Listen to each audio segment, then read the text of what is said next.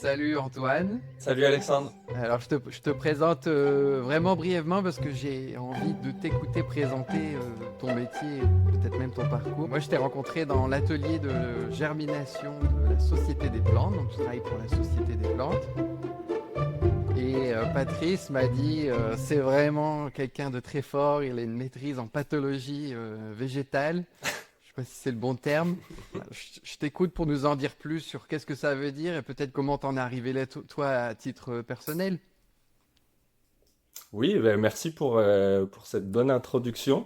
Donc effectivement, ben, c'est plus un master qu'une maîtrise. C'est un master que j'ai fait à l'Université d'Avignon en France, qui est vraiment en phytoprotection. Donc la protection des plantes. Puis vraiment, on voyait déjà toutes les étapes de diagnostic d'un pathogène ou d'un ravageur sur une plante. Puis aussi la biologie, qui est très importante pour savoir appliquer les bonnes méthodes de lutte, en fait. Vraiment connaître, je pense que connaître la biologie des pathogènes, c'est ben, les connaître et et connaître leur cycle de vie, c'est des bons préalables pour connaître les moyens de lutte. Donc, on voyait, on avait vraiment des spécialistes de l'INRA qui nous donnaient des cours. On avait, par exemple, le chercheur français qui travaillait sur les phytoplasmes des arbres fruitiers qui nous donnait des cours. On avait le spécialiste des virus sur cucurbitacées principalement qui Excellent. intervenait sur des cours de plusieurs heures spécifiques. Donc c'était vraiment extrêmement intéressant, très très formateur. Donc j'ai ensuite travaillé pendant plusieurs années vraiment dans ce corps de métier qui est le diagnostic et la détection de ce qu'on appelle les bioagresseurs, donc en fait qui inclut à la fois les pathogènes, les insectes, mais aussi les mauvaises herbes. Donc Ok, c'est intéressant. vraiment, je travaillais sur tout ce grand corpus d'êtres vivants qui peuvent entrer en concurrence en fait avec les plantes cultivées. Euh, donc j'ai travaillé pendant 5 ans en Guyane, en Amérique du Sud, où j'étais coordonnateur pour ce qui est l'équivalent au Québec des réseaux d'avertissement phytosanitaire. Donc, qui sont coordonnés par le MAPAC, si je dis pas de bêtises, puis qui Mhm, donnent mhm.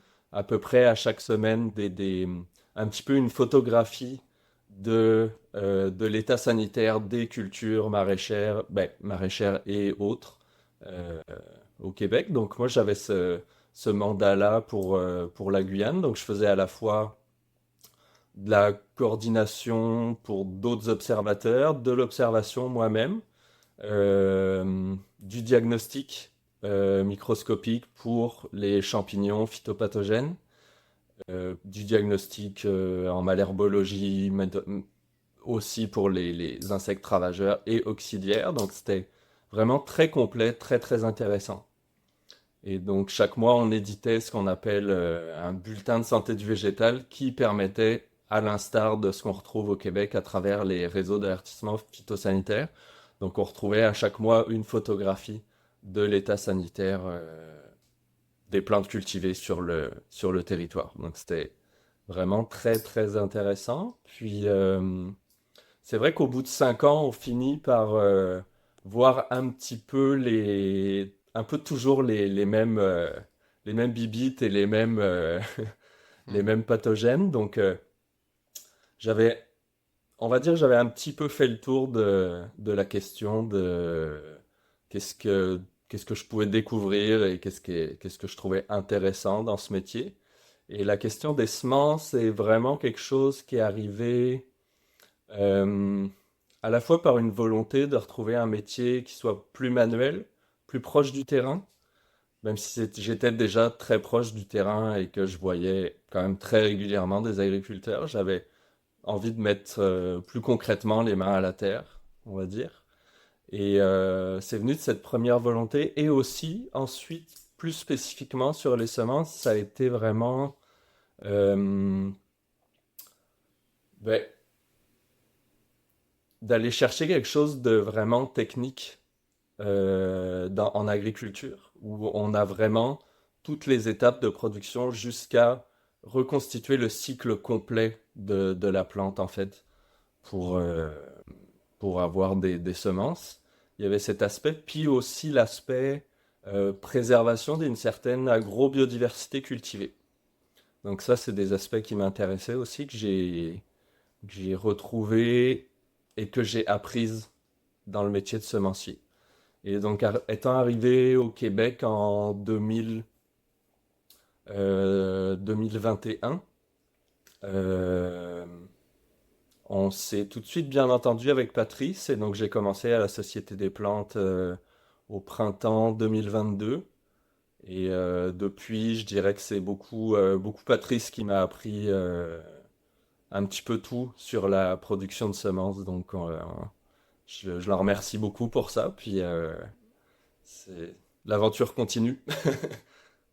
Voilà un Et petit peu bah, mon parcours. c'est déjà un très très beau parcours. Là, j'ai vraiment hâte de découvrir la suite de la conversation. Et j'avais envie d'ajouter que la dernière ligne à ton CV, la Société des plantes, c'est quand même pas des moindres au Québec parce que quand on a tenu le sachet de la Société des plantes ou quand on a vu le documentaire Le Semeur, Mhm. ou quand on suit vos posts Facebook, on sent la qualité, l'approche artistique du monde envers le monde végétal. Ouais. L'envie de bien faire, Patrice, je trouve qu'il est connu pour la citation qu'on fait des semences pour le futur, alors qu'on parle beaucoup des semences ancestrales ailleurs. Mhm. Et c'est vraiment une entreprise qui inspire à la confiance, la qualité, la beauté. Donc, Mhm. merci d'être là aujourd'hui et de partager ton savoir. Puis tu l'as pas Merci. précisé, mais ton rôle est exact, de moins de ce que j'ai pu voir sur le site, c'est Oui, production en serre et santé végétale. oui, oui, en fait, bah, c'est ça. Ça, c'est presque des rôles annexes. Ben, du moins, c'est des rôles partie prenante, mais je fais un petit peu de santé végétale à la Société des plantes et je m'occupe du tunnel, mais comme tout jardinier s'occuperait de, Mhm. de son tunnel. Mais mon rôle, vraiment, bah, ce que je fais au jour le jour à Société des plantes, c'est que je coordonne les équipes de production et je suis jardinier. Donc j'ai vraiment ce double rôle de coordonnateur, superviseur de production et jardinier terrain, donc je suis à chaque jour au jardin. Et Excellent. je coordonne les semis, la production, les plantations, les urgences. Ouais, c'est vraiment ça mon rôle à la Société des plantes. Moi, je me Mhm. demandais un peu en question d'ouverture sur la santé végétale. Pour vous, des maladies, c'est le quotidien, c'est des urgences, c'est des pertes. Sur sur les maladies spécifiquement, euh, je dirais que on fait tout pour se prémunir à la base de l'arrivée de maladies dès la pépinière en fait. Donc ça va être vraiment, par exemple, nos tomates ou tout ce qu'on va faire au préalable en multicellules, en plateau, donc dans des petites cellules pour faire nos semis. Euh, Évidemment, c'est du plastique qu'on réutilise à chaque année. Donc pour éviter la fonte des semis, c'est vraiment le fondamental, c'est au minimum, passer à l'eau chaude avec une goutte de savon pour vraiment éviter de perpétuer les champignons qui risquent de causer la fonte des semis, qui sont souvent des pythium en fait. Donc ça, c'est vraiment un préalable vraiment important. Donc c'est dès l'étape des semis. C'est vraiment quelque chose de fondamental sur la santé des plantes. Je pense que on insiste peut-être pas assez souvent là-dessus. Puis sur le ne pas trop arroser. Donc c'est vraiment c'est toujours un petit peu une technique et en même temps aussi instinctif, l'arrosage en pépinière. Mais au bout de quelques années, c'est vrai qu'on arrive à gager, à comprendre que telle plante, faut pas l'inonder, mais faut pas la laisser mourir de soif non plus. Donc c'est toujours un entre-deux entre trop et pas assez, je dirais. Donc ça, c'est un préalable important à la santé de nos plantes dès la pépinière. Et là, tu parlais d'une goutte de savon et d'eau chaude.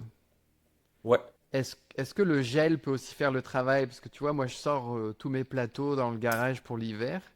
je pense pas que ça suffise le gel parce que Mhm, finalement, tu vas toujours avoir des spores qui vont pouvoir hiverner dans des microparticules, ou bah, des particules de terreau qui vont être restées accrochées à tes plastiques de caissettes ou de multicellules. Et donc le vide sanitaire par l'hiver, je pense pas qu'il suffise. Je pense que ok, merci. ça pourrait peut-être même mieux fonctionner euh, par la chaleur en les laissant peut-être l'été sur une plaque à l'extérieur très très chaude pendant Mhm. quelques jours d'été. Ça serait peut-être même plus judicieux que de se dire l'hiver, le froid va faire le travail. Excellent. Mais idéalement, pour être sûr ou du moins pour vraiment limiter cette pression de la fonte des semis, c'est vraiment de laver vos plateaux de culture, vos semis. Ouais. Tu nous as parlé donc d'un bon nettoyage, ensuite du bon Mhm, dosage de l'eau, puis mhm. ensuite, si on continue un peu l'histoire des gestes préventifs. Oh, pour la fonte de semis, c'est pas mal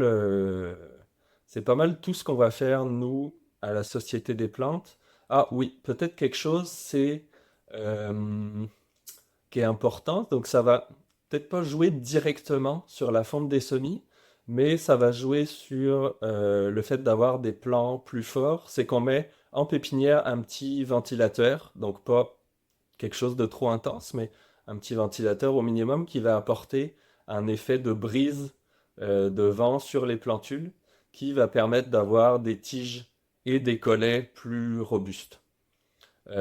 Puis aussi, cet effet de ventilation va permettre, si par moment tu vas avoir par erreur un petit peu trop arrosé, ça va permettre d'avoir une évaporation plus rapide qui va aussi limiter les phénomènes de stagnation d'eau sur ton terreau qui peuvent, ces phénomènes-là, favoriser l'apparition de fonte de semis. Donc ça, c'est Ok. vraiment en pépinière. Sur la fonte des semis, c'est vraiment les quelques astuces fondamentales que je mettrai en place. Ouais. Donc là, on est rendu au Ah, transplant par la ouais. suite. Donc sur les transplants, idem pour la transplantation de nos tomates dans des pots plus gros. C'est même affaire, on essaye vraiment de laver tous nos pots de transplantation. Puis ensuite, pour le repiquage au champ, c'est là normalement la fonte des semis, elle peut encore apparaître, mais c'est vraiment beaucoup plus rare. Là, c'était C'est vraiment sur noté. les maladies. Ce qu'on peut avoir aussi parfois en pépinière, ça va être les trips. Je ne sais pas si ça, toi, tu as déjà vu ces Mhm. petits insectes ou si tu as déjà eu ce type de problème. Déjà eu à l'époque où j'avais pas de Euh, ventilateur surtout. Ou t'avais pas de ventilateur, t'as eu des trips? Mhm. Mhm. Ok. Ah, c'est intéressant parce que d'habitude, les trips sont quand même favorisés par les atmosphères vraiment sèches.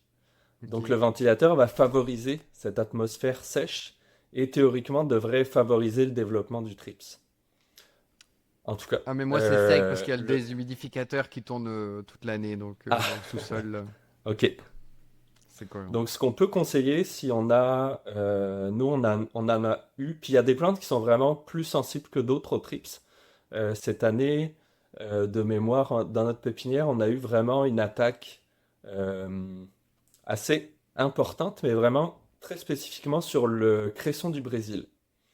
Puis la plupart de nos autres plantes n'étaient pas attaquées par le trips. Donc on peut... Le trips c'est quand même assez polyphage. Donc c'est-à-dire qu'il va s'attaquer à beaucoup d'espèces, beaucoup de familles de plantes en fait. Il n'y a pas vraiment de famille de plantes qui va pas être susceptible d'attaquer. Donc, mais il semblerait que le cresson du Brésil soit assez sensible à ça. Donc, euh, une des astuces, ça serait de peut-être pas semer dans des caissettes où on va mettre trop de plantes d'un coup, où c'est trop dense, où ça va créer en plus du stress du trips un stress pour l'espace, pour les plantes. Euh, et aussi, donc là, ce que j'avais fait, qui a permis, je pense, de sauver, entre guillemets, une partie des plants de cresson du Brésil, c'est de faire, dans mon petit plateau de semis, dans ma petite caissette, un bassinage. Donc le bassinage, ça va être vraiment, à contrario de ce qu'on veut faire pour limiter le pythium, les fontes de semis, où ça va être de vraiment aller arroser vraiment abondamment le feuillage pour chasser en fait, pour diminuer les conditions favorables aux trips. Donc j'ai utilisé cette méthode et quelques jours après, en suivant, j'ai repiqué mes plantules de cresson du Brésil. Donc ça leur a donné une chance d'avoir plus d'espace puis d'être plus à l'aise pour faire face à ce ravageur. Donc j'ai pu quand même en sauver une partie conséquente qui nous a permis d'avoir suffisamment de plants pour notre production finalement. C'est excellent qu'une technique pour l'un soit Ouais, l'inverse, une technique pour l'autre, oui. En tout ouais. cas, Donc après, c'est sûr. tu réponds aussi à la question que c'est bien votre quotidien, les maladies Oui, et le. c'est quand même notre quotidien. Puis là, c'est vraiment juste l'aspect pépinière, ça. Puis je pense que c'est aussi un classique pour les jardiniers. Est-ce que, là, une question presque purement théorique ou scientifique, est-ce que tu Mhm. connais le phénomène physique qui fait que une petite bête, les trips en l'occurrence, soit attirée par, bah, tu disais que c'était polyphage, mais soit attirée par exemple la teigne du poireau que par les aliacées. Qu'est-ce qui se passe? C'est une attirance olfactive? Ben, je pense que c'est des coévolutions très très anciennes qu'on fait que les, le poireau ou les aliacées vont être toxiques ou non digestes pour la plupart des insectes, mais la teigne va avoir développé un système digestif qui lui permet de digérer les feuilles d'aliacées. Donc c'est vraiment des coévolutions très très très anciennes qui ont permis à ces insectes de, d'être vraiment adaptés et spécifiques à telle plante. Donc, le trips, c'est C'est vraiment. Les trips sont des insectes qui sont vraiment très très anciens. Puis, c'est même parmi probablement les premiers pollinisateurs de plantes dans la grande histoire des incroyable, plantes. oui. Ouais. Donc, les trips sont des insectes qui ont vraiment évolué depuis très longtemps avec les plantes. Donc, est-ce que c'est une raison qui a fait qu'ils sont polyphages? Je sais pas, mais en Mhm. tout cas, c'est intéressant. Bah, en tout cas, merci parce que j'avais jamais entendu cette corrélation entre l'histoire ancienne, la coévolution. Peut-être que la teigne, elle s'est dit personne va manger les aliacées. Moi, je vais me concentrer là-dessus. C'est presque un choix stratégique dans l'évolution génétique. Ouais, C'est, peut-être. c'est- C'est à creuser. Je suis pas du tout spécialiste de ces Mhm. questions. Puis c'est quand même des sujets scientifiques qui sont encore débattus. C'est des sujets assez complexes. Et justement, avant qu'on continue dans l'histoire de la plante qui grandit, elle est dans sa période de Mhm, croissance, voire même sa récolte, peut-être une petite pause sur comment toi tu continues à t'éduquer en plus de toutes les observations, d'être aux côtés de Patrice, toute l'équipe Société des mhm. plantes. Tu nous as parlé du réseau de phytosanitaire qui est dans presque tous les liens de nos chroniques précédentes parce Ouais. qu'on en parle aussi. Je les Mhm, trouve pas très adaptés au contexte du jardinage amateur, donc on n'en fait pas encore la promotion sur notre application, mais ça mhm. viendra peut-être. Mais progresser sur le thème de la santé végétale pour des gens qui ont ton niveau d'éducation et d'expérience, est-ce que c'est des livres? Est-ce que tu rappelles tes anciens collègues de classe? C'est quoi? Plusieurs aspects. Je dirais déjà l'observation terrain, c'est vraiment quelque chose de fondamental pour moi.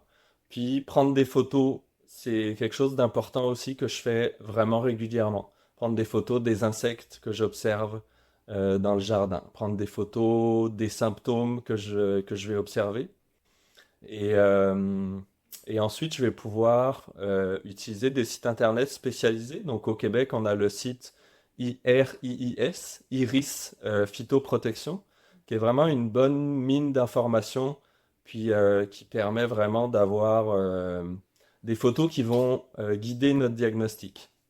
En tant que professionnel en phytopathologie, euh, on a à Société des plantes un microscope qui me permet, moi, de faire du diagnostic en phytopathologie et principalement sur ce qui est champignons phytopathogènes.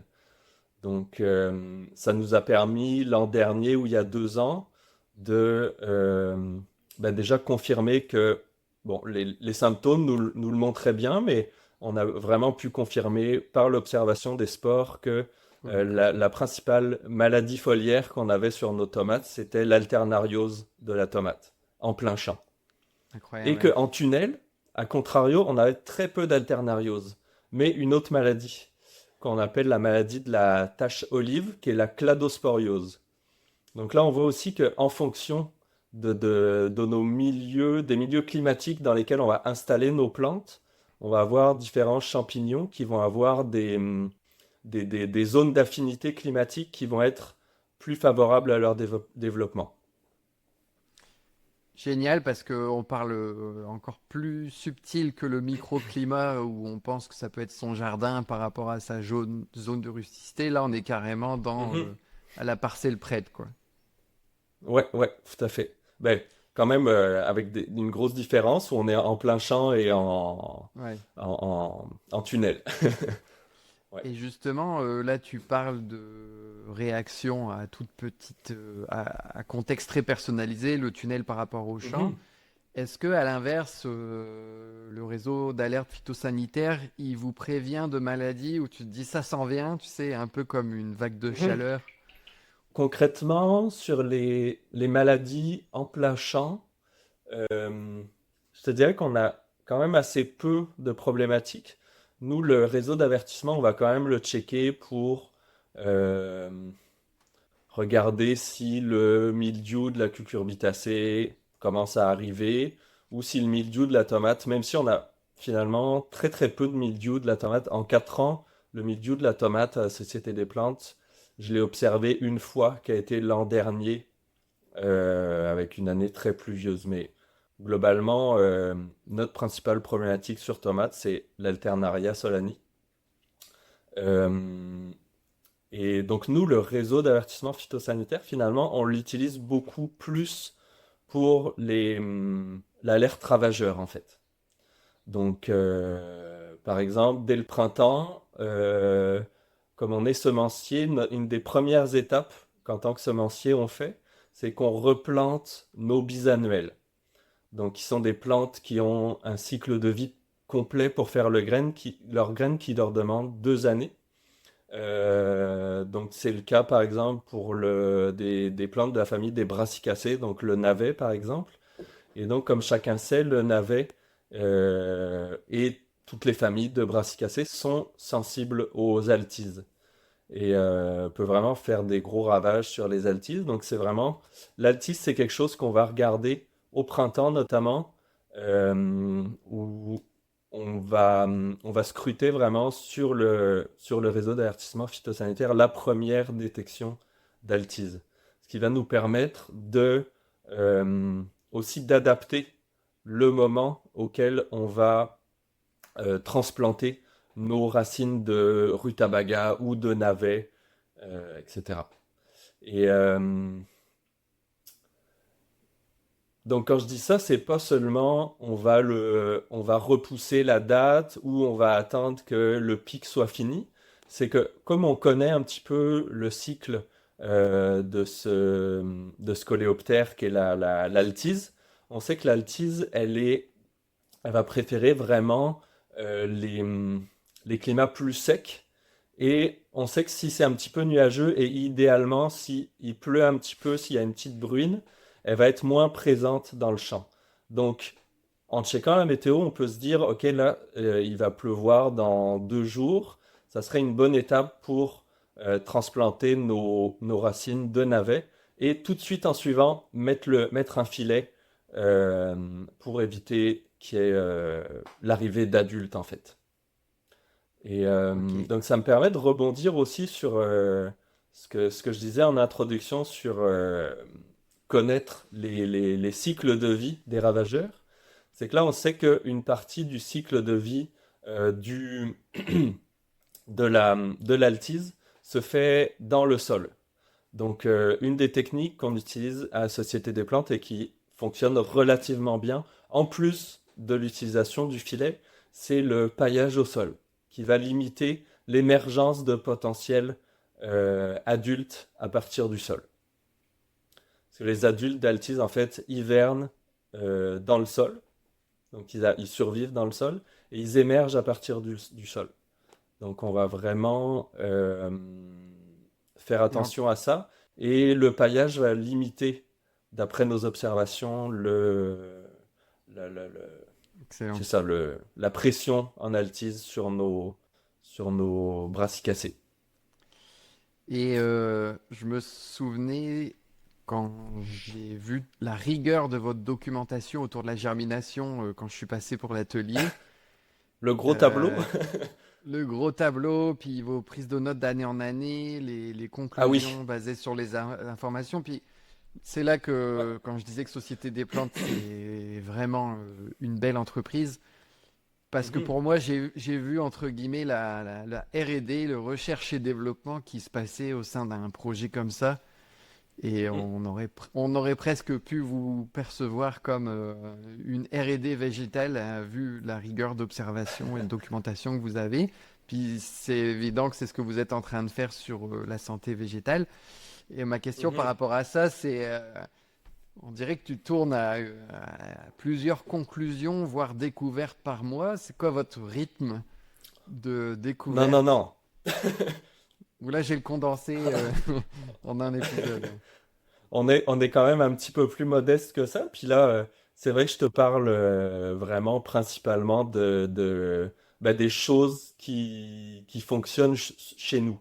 Puis c'est pas, il y a pas d'astuce miracle. Puis je pense que c'est vraiment aussi euh, pour un petit peu nuancer, nuancer les astuces miracles, c'est qu'il faut vraiment parfois juste revenir à des principes de base d'agronomie.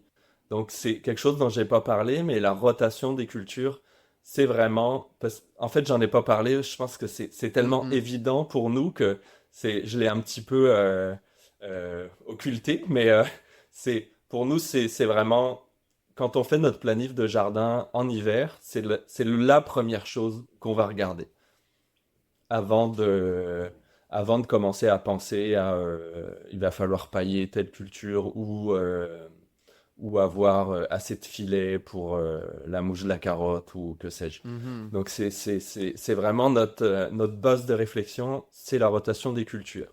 Et donc ça passe par euh, déjà une bonne connaissance des familles botaniques des plantes cultivées. Par exemple, euh, je sais que certaines personnes, ben, en tout cas, euh, la- des fois, on pense faire on pense mettre dans certaines familles botaniques certaines plantes qui sont en fait dans d'autres familles. Par exemple, est-ce que tu sais que la roquette est dans la famille des brassicacées? Probablement oui, mais certains jardiniers pensent étant un légume-feuille, c'est la famille des laitues. Donc, parfois, on peut vraiment avoir des surprises sur certaines choses où on se disait c'est logique que ça soit ça. Et puis finalement, on va avoir énormément de pertes à cause des altices sur la roquette parce que à la base, on s'est peut-être pas bien posé la question de dans quelle famille botanique était cette plante. Ça va être aussi vrai pour le cresson alénois. Puis ça, j'en ai fait les frais cette année. L'an dernier, on a eu très très peu d'attaque d'altise. Donc, on a quand même eu une récolte puis une production assez conséquente de semences sans avoir mis de filet. Cette année, on est sur une configuration climatique qui est quand même extrêmement différente. Donc, je me suis pas trop méfié. J'ai laissé le cresson sans filet et en oubliant un petit peu que c'était une brassicacée comme les autres. Et euh, Tout de suite, t'as vu là, le mes résultat. semis ont quasi à peine levé, ils étaient mangés. Donc en fait, j'ai dû détruire la culture, faire un engrais vert et semer mon cresson alénois sur une autre parcelle parce que c'était vraiment un ravage. Excellent. Ouais. Ouais, merci de le rappeler. Ben, on a un petit module rotation des cultures dans l'application Excellent. qui est censé répondre à ça, mais je pense qu'on a fait l'erreur que tu mentionnais. Je vais aller vérifier tout Oh, de suite. ok. Bon, ok. Donc À d'ici que les gens vérifier. t'écoutent, ça sera corrigé. Mais on aurait été pris la main Parfait. dans le sac. Comme tu disais, moi je pense que la grande leçon que je suis en train de réaliser en t'écoutant, c'est vraiment à quel point c'est micro. Tu sais, c'est à chaque parcelle, comme tu disais, une réponse qui marche chez l'un ne marche pas forcément chez l'autre. Mhm. Et je m'en venais à, c'est quoi les découvertes récentes que tu as faites où tu Hmm. te dis, tiens, là, j'en ai encore appris une bonne. Tu me parlais d'absinthe en préparation à cet appel. Je pourrais te parler de la chrysomèle des cucurbitacées. Ça, c'est vraiment un insecte qui nous cause pas mal de problèmes sur les courges, sur les concombres, sur toute cette grande famille des cucurbitacées. Courges, concombres, courgettes, pâtissons, etc. Euh, donc c'est un petit coléoptère qui va venir grignoter en fait les feuilles de cucurbitacées. Mais c'est pas tellement ça le gros problème au niveau des cucurbitacées, parce que j'avais lu une publication il y a quelques années qui nous disait que finalement jusqu'à 30% du feuillage sur une cucurbitacée déjà développée, là, pas sur une plantule, mais jusqu'à 30% du feuillage d'une plante développée de cucurbitacée pouvait être euh, détruite par un ravageur, donc généralement une chrysomèle, et ça n'affectait pas vraiment la production en tant que telle du plant de cucurbitacée. Donc ça, c'est un premier point. Mais là où elle va plutôt nous poser des problèmes, la chrysomèle des cucurbitacées, c'est qu'elle transmet une maladie bactérienne, donc un Erwinia, qui va causer le flétrissement bactérien des cucurbitacées. Et donc là, on va avoir vraiment un dépérissement de la courge, un flétrissement, voire nécrose complète des feuilles les plus anciennes en premier. Puis petit à petit, on va avoir le plant en entier qui va flétrir et s'affaisser. Donc là, on va avoir vraiment des grosses problématiques à cause de cette bactérie qui est transmise par les chrysomèles. Donc, à la Société des plantes, on utilise plusieurs techniques pour limiter l'impact de cet insecte, en fait, qui, au passage, a aussi un cycle de vie, une partie de son cycle de vie dans le sol. Il va venir pondre ses œufs dans le sol, proche des plants de cucurbitacées. Donc, une des premières techniques à mettre en place, ça serait, une fois que vos plants sont levés, de venir pailler autour de vos plants. Euh, Nous, ce qu'on utilise aussi à la Société des plantes, donc je ne sais plus si peut-être vous avez visité nos jardins, mais souvent dans notre jardin principal, au bout de nos planches, on a quelques plants d'absinthe. Artemisia absinthium, qui sont comme notre banque de réserve de plantes euh, olfactives d'intérêt qui vont faire une sorte de barrière contre la chrysomèle. La chrysomèle, en fait, va être attirée par l'odeur de la cucurbitacée, qui produit la cucurbitacine, je pense, si je dis pas de bêtises. Ok. Et donc, le fait d'utiliser ces plants d'absinthe qui sont au bout de nos rangs, donc on va venir couper cette absinthe, puis la disposer autour des petites plantules. Ça va faire une barrière olfactive qui va quand même assez bien limiter l'arrivée de la chrysomèle. Donc ça, c'est très important de le faire en tout début de cycle. Notamment si vous faites comme ce qu'on fait à la Société des plantes, c'est-à-dire un semi-direct de toutes vos cucurbitacées.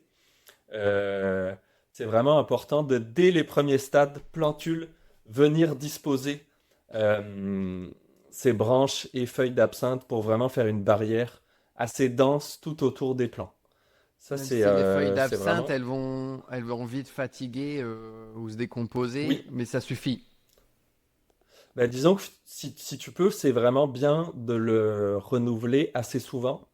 Puis, c'est vrai que ça a bien fonctionné. Là, pour l'instant, j'ai pas encore pu l'observer, mais ça a bien fonctionné aussi euh, pour nos aubergines sous tunnel. Elles se faisaient grignoter par probablement des perce-oreilles ou un autre insecte que j'ai pas vraiment pu élucider. Donc, tout de suite, j'ai mis vraiment comme une petite collerette de d'absinthe autour de nos plants d'aubergines. Puis ça a quand même vraiment eu un effet. Nos aubergines ont vraiment pu prendre le dessus par rapport à l'insecte et sont aujourd'hui vraiment très bien développées, très très belles. Mais pour Et revenir à la chrysomèle, ça c'est vraiment les deux techniques un petit peu accessibles aux jardiniers, je dirais. Puis depuis l'an dernier, on utilise un produit qui est homologué en bio, qui est le Surround, pour pas dire son nom, qui est en fait du kaolin, qui est un argile. Donc c'est un argile qu'on va diluer dans l'eau et qu'on va pulvériser sur les feuilles. Donc on va pulvériser avant une... ben, euh, en prenant bien en compte le fait qu'il n'y ait pas de pluie le même jour ou le lendemain, qui risquerait de lessiver tout le produit. Et ça permet vraiment, donc ça va blanchir tout le plant de cucurbitacées, mais sans affecter sa photosynthèse. Donc ça, c'est vraiment très important, c'est que on va avoir mhm. l'effet protecteur du film blanc, mais sans affecter la vie de la plante. Et là, Et on ça parle va pour vraiment protéger gêner de la la chrysomèle. chrysomèle.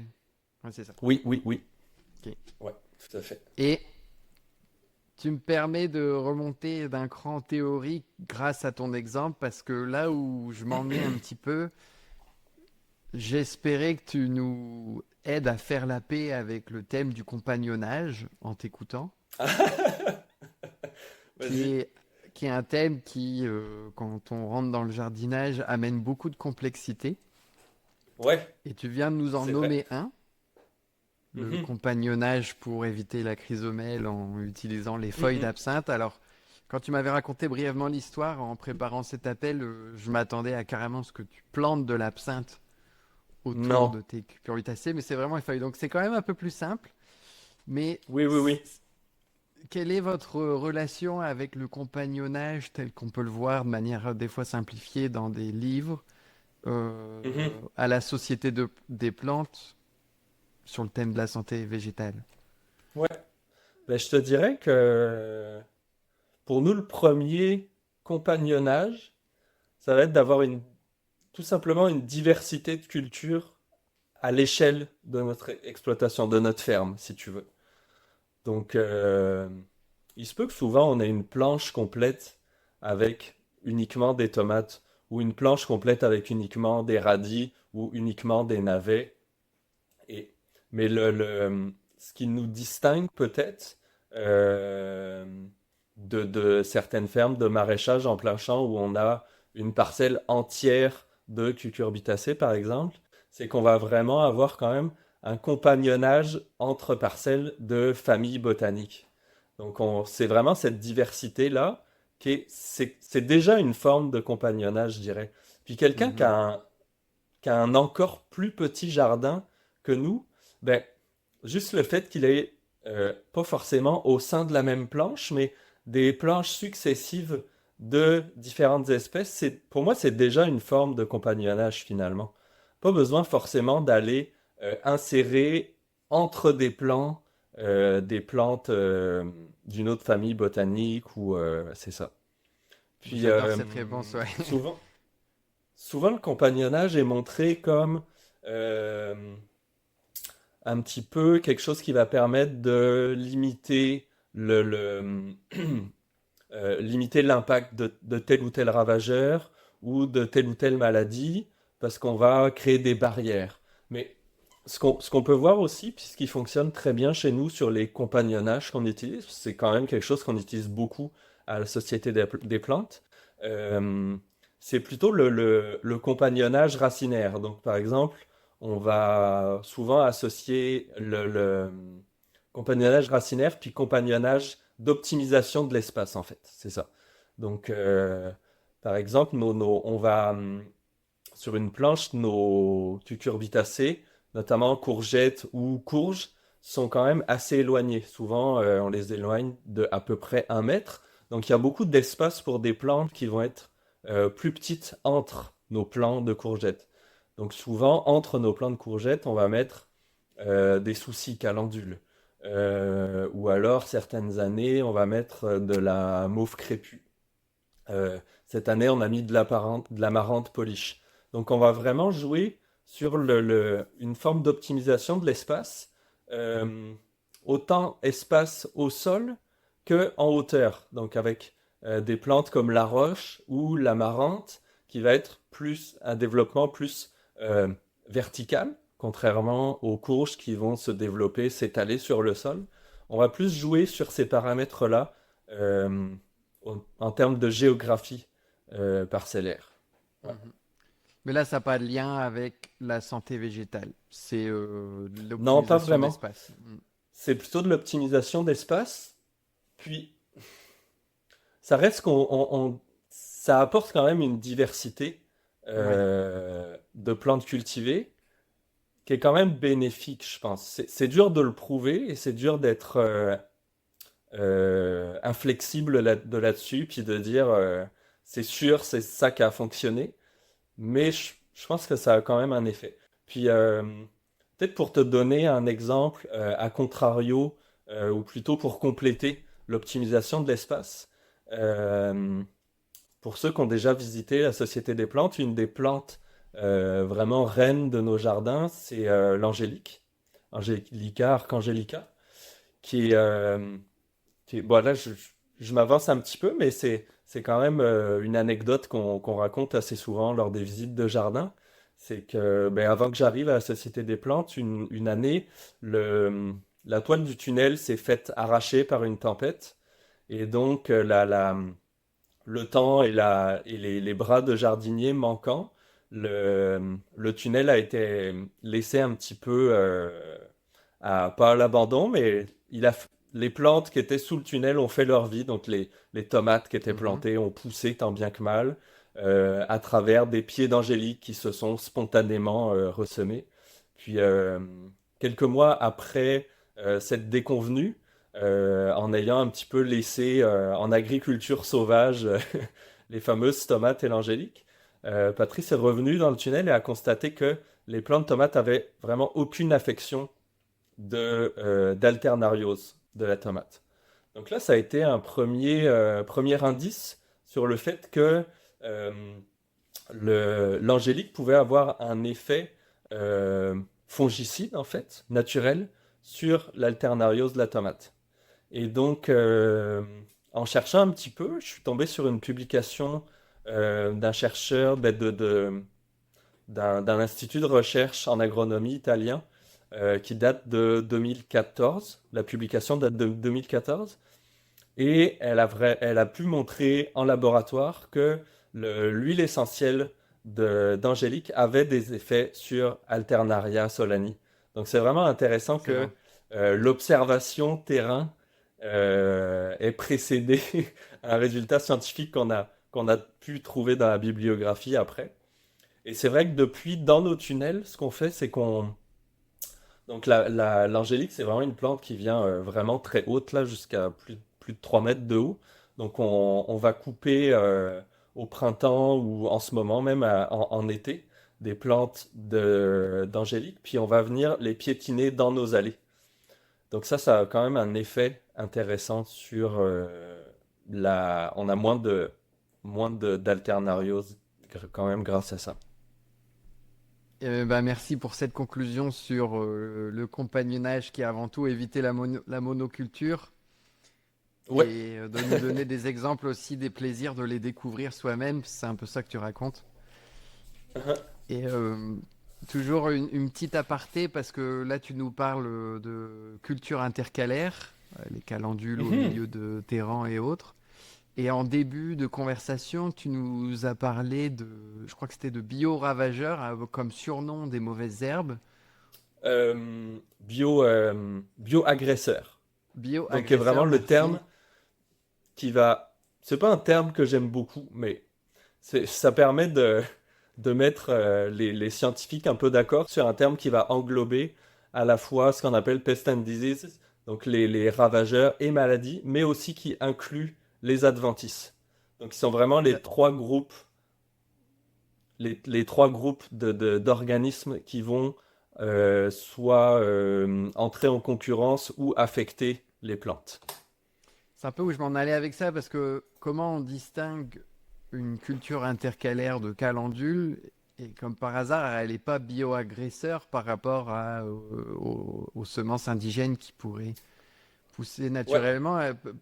Peut-être parle-nous justement de cette approche différente de la définition de la mauvaise herbe en tant que bio-ravageur. Qu'est-ce qui la distingue de la calendule qui fait que c'est génial de l'avoir dans sa diversité? Mm. Ben, ce qui la distingue très clairement, c'est que la calendule, on va vraiment choisir les endroits où on la met. Donc par rapport à un plant de courgette qui est à un endroit, on va la semer évidemment pas extrêmement proche de notre plant de courgette. Ce qui, contrairement à une mauvaise herbe, on va pas choisir où elle pousse. Souvent même, on va avoir une facilité à désherber plus loin du plant que proche du plant. On passe pas avec une binette trop près d'un plant de courgette, par exemple. On pourrait faire un faux pas et abîmer notre plant ou les racines qui sont proches de la surface du sol. Donc le souci, la calendule, on va vraiment choisir l'endroit où elle va le moins affecter, le moins concurrencer notre culture principale. Puis autre avantage de la calendule, c'est qu'on va l'utiliser pour. C'est pas juste une culture qu'on utilise pour faire une barrière, c'est vraiment qu'on va avoir une récolte de semences avec cette calendule. Contrairement à une adventice où on va avoir. Disons on va choisir de travailler avec une plante qu'on a choisi d'implanter, contrairement à une adventice. Où on n'aurait pas de bénéfice à laisser l'adventice pousser, contrairement au Mhm. calendule où on va avoir à la fois un effet sur la beauté, parce que c'est vraiment extrêmement beau d'avoir des soucis à travers nos cucurbitacées, puis aussi une récolte de semences. Génial. On s'en va un petit peu sur la conclusion. Est-ce qu'on résume un petit peu les grands gestes techniques pour garder ces végétaux en bonne santé? On Ouais, a parlé ben, de bien nettoyer ses multicellules. la prophylaxie en pépinière, c'est vraiment un point important. Donc vraiment partir sur euh, des terreaux de qualité, puis vraiment, c'est ça, faire attention à, à l'état sanitaire des baies. C'est ça. C'est ça, La bonne d'hygiène. nettoyer les contenants. Nettoyer les contenants, ouais, Mhm. tout à fait. Ensuite, t'as réaccentué la rotation des cultures, Ouais, la base. bien C'est sûr. vraiment le principe de base en agronomie, puis c'est ce qui va, souvent, c'est ce qui va vous limiter vraiment la pression de certains pathogènes. Ouais, tout à fait. Se tenir Puis là, si informé je à peux travers peut-être Vas-y. rebondir sur le. Là, souvent, on entend parler de mildiou. Puis, euh, souvent, on ne fait pas succéder une tomate à une courge et vice-versa. Là, je dirais que sur les rotations, ça, c'est plus quelque chose où on va éviter de faire succéder deux légumes-fruits côte à côte. Euh, la tomate est affectée par le mildiou et les cucurbitacées sont affectées par le mildiou. Mais c'est pas c'est pas du tout la même espèce de champignon. Donc, on fait des rotations qui sont pas tomates, cucurbitacées, pas pour des raisons, principalement pas pour des raisons de phytopathogènes, mais plus pour des raisons de euh, disponibilité en éléments nutritifs où on va éviter de faire succéder deux légumes-fruits côte à côte. Ça, c'est vrai que c'est quelque chose que j'ai pas abordé sur la rotation des cultures, mais je pense Mhm. que ça me semblait important de le dire dans notre petite conclusion. Puis Oui. également, le mildiou de la laitue, c'est une maladie qui existe, qui est Bremia lactucae, qui est complètement différente des deux autres mildious de la tomate et des cucurbitacées. Donc, quand même bien important de distinguer les choses quand on parle de certaines maladies. Ouais, en tout cas, moi, j'ai bien compris que ça vaudra le coup de te réinviter pour faire des spéciales mildiou ou autre. Mais ouais, excellent. Donc la rotation des cultures, moi ce que j'aime beaucoup dans ton histoire, plus que ton approche, c'est à quel point tu fais confiance et vous faites confiance à vos observations pour en déduire des Mhm. compagnonnages. J'ai l'impression que celui de la barrière olfactive de l'absinthe en fait partie. Et c'est aussi Mm. un des plaisirs du jardinage amateur parce qu'on est un peu moins stressé par les pertes que vous, j'ai envie de croire. Et on peut aussi se permettre d'y aller de manière itérative d'année en année à la bonne dose. Je dis pas qu'on aime ça, perdre nos cultures non plus. Non, non. Euh, Tu m'as parlé de visite au jardin, mais tu sais, j'ai envie de dire pour ceux qui connaissent pas la Société des plantes, moi je vous conseille le documentaire Le Semeur au minimum, de visiter Mhm. votre site, venir vous voir aux fêtes des semences. Vous êtes impressionnamment sur presque toutes les fêtes des semences du Québec. Mais par contre, je savais pas, il y a les ateliers de germination dont on a parlé. Comment on peut Ouais. profiter des services de Société des plantes? Tu m'as parlé de visite. Oui, alors on fait des visites tout l'été à partir de bientôt. Ah, je savais pas. J'ai plus exactement les dates en tête, mais il faut regarder sur notre site internet. On fait des visites de jardin à chaque semaine, les fins de semaine, et je crois on fait une visite la semaine. Donc c'est sur inscription préalable. On est vraiment sur une base d'horaire fixe. Là, j'ai plus les dates ni les horaires en tête, mais Bon, on les mettra en vous pouvez lien. regarder ça sur Mm. Internet. Les vacanciers qui sont en route pour la Gaspésie peuvent allègrement s'arrêter chez nous et profiter d'une belle visite de jardin. Excellent. Et merci beaucoup. Tu sais, pour histoire de faire une toute petite conclusion, le projet de la main verte, c'est beaucoup la finalité de se nourrir. Mais pour y Mhm, arriver, le chemin qu'on a choisi, c'est la compréhension du vivant. Et parler à des gens de ton expérience, c'est vraiment incroyable pour arriver à ça parce que se nourrir c'est important, mais au final, je pense qu'une des valeurs secrètes du projet, c'est qu'on aimerait plus se rapprocher chacun de la mhm, beauté et inévitablement de la complexité du vivant. Et mhm. tu le fais superbement bien. Donc c'est Ben, ça. merci. Allez voir Ben, peut-être, les sociétés des plantes à l'occasion. oui. Puis justement, je rebondis à nouveau sur ce que tu dis, donc la beauté et la découverte, c'est que on a vraiment, comme je t'ai dit, une diversité impressionnante de plantes avec beaucoup de légumes vivaces qui sont très peu connus finalement du grand public et c'est pas des choses qu'on va trouver à l'épicerie. Et donc, une méthode pour vraiment apprendre à les cuisiner, c'est de venir assister aussi aux ateliers gourmands que fait Patrice deux Ouais. fois par mois en fait. Où ça, c'est vraiment une expérience culinaire unique et botanique et culinaire unique. C'est vraiment exceptionnel. Ça, je vous invite aussi à vraiment Je ben, suis d'accord. déjà regarder ce qui est proposé, puis éventuellement laissez-vous tenter. Il y a vraiment des belles activités Rien que les et photos des sur beaux Facebook de produits. temps en temps, des petits plats, Ouais. la tarte aux orties, je pense que j'ai vu passer, j'en ai fait une dans la foulée. Ah, ah. C'est très bon. Mais je suis sûr qu'on a l'occasion de vous redécouvrir à travers peut-être un autre épisode ou au minimum un article. Et Oui, merci pour ta avec plaisir. générosité de partager toutes tes connaissances, ton temps. C'est aussi Merci très d'avoir pensé à apprécié. moi. Je suis vraiment content aussi que tu m'aies contacté. Puis à refaire.